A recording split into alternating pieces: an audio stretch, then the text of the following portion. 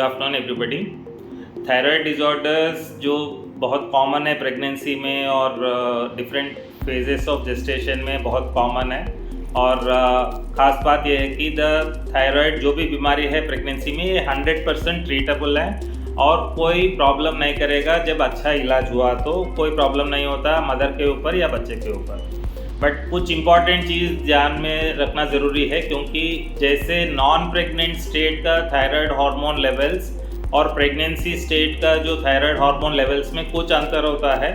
Normal ranges थोड़ा अलग होता है, क्योंकि प्रेगनेंसी में कुछ हार्मोन चेंजेस के वजह से जो थायराइड को अफेक्ट करता है उसके वजह से जो नॉर्मल वैल्यूज़ है वो अलग होता है। Most of the times patients जो पूछते हैं कि इसमें तो नॉर्मल प्रिंट में लिखा हुआ है एडल्ट, बट आप लोग मेरे को क्यों ट्रीट कर रहे हैं। एक चीज़ समझ लीजिए, जो नॉर्मल रेंजेस जो प्रेगनेंसी के दौरान जो है वो काफ़ी रिवाइज हुआ है रिसेंट पास्ट में। So the printed value may not actually match to the actual what we are looking for or what we are suppose to treat. So ये इम्पॉर्टेंट है। अगर थायराइड नॉर्मली हम लोग हाइपोथायराइडिज्म जो commonest disorder है वो thyroid hormone कम के कारण उसमें कैसे इलाज होता है, वो डायग्नोसिस और ट्रीटमेंट जो है TSH के बेसिस पे करते हैं, थायराइड स्टिमुलेटिंग हार्मोन करके। TSH हार्मोन थोड़ा सा जो बाकी प्रेगनेंसी के रिलेटेड हार्मोन के चेंजेस के वजह से TSH थोड़ा सा सप्रेस होता है, खासकर फर्स्ट ट्राइमेस्टर में। तो इसलिए उसका जो नॉर्मल वैल्यू है 0.1 to 2.5 रखते हैं फर्स्ट ट्राइमेस्टर में।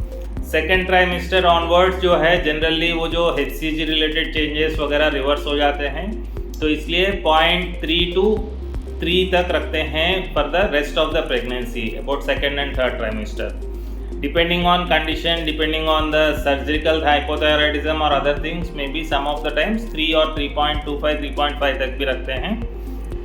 अभी इसलिए जो नॉर्मल वैल्यूज़ है यूजुअली एडल्ट्स में और नहीं तो एल्डरली में even 5-6 is considered normal to some extent, which is not the case with the people in pregnancy. So gestational age basis पे, gestational week basis पे थायराइड हार्मोन का variation होता है। सो अपना जो TSH वैल्यू है वो किस ट्राइमेस्टर में लिया है, दवाई के साथ लिया है और कितना वैल्यू है उसके हिसाब से उसका जो डोज एडजस्टमेंट दिया जाएगा। So trimester based TSH value is very important to understand the physiology of thyroid hormone changes during pregnancy and also in changing the therapy. The other important thing is, which is unlike a non-pregnant state, in pregnancy the hormones is checked more frequently and also the dose is changed more frequently if required.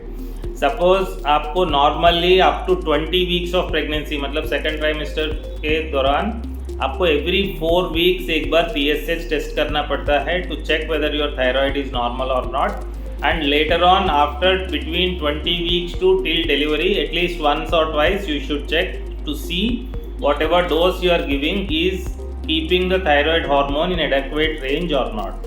That is important.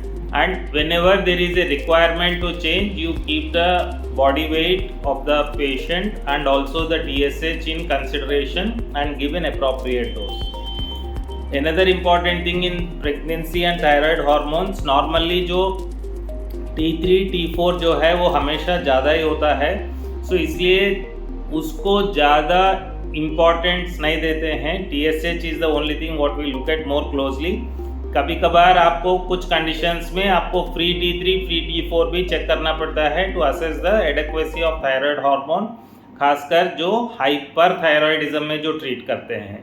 In case जहाँ पे थोड़ा doubt होता है और thyroid hormone का stability और assessment में problem होता है, उसमें T4 को थोड़ा मल्टीप्लाई करके 1.5 टाइम्स भी प्रेगनेंसी नॉर्मल वैल्यू भी करके कंसिडर करते हैं।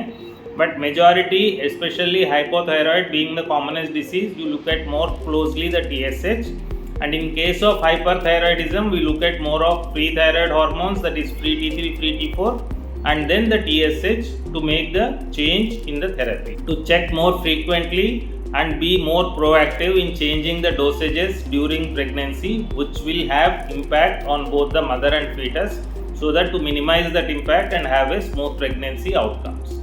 Thank you.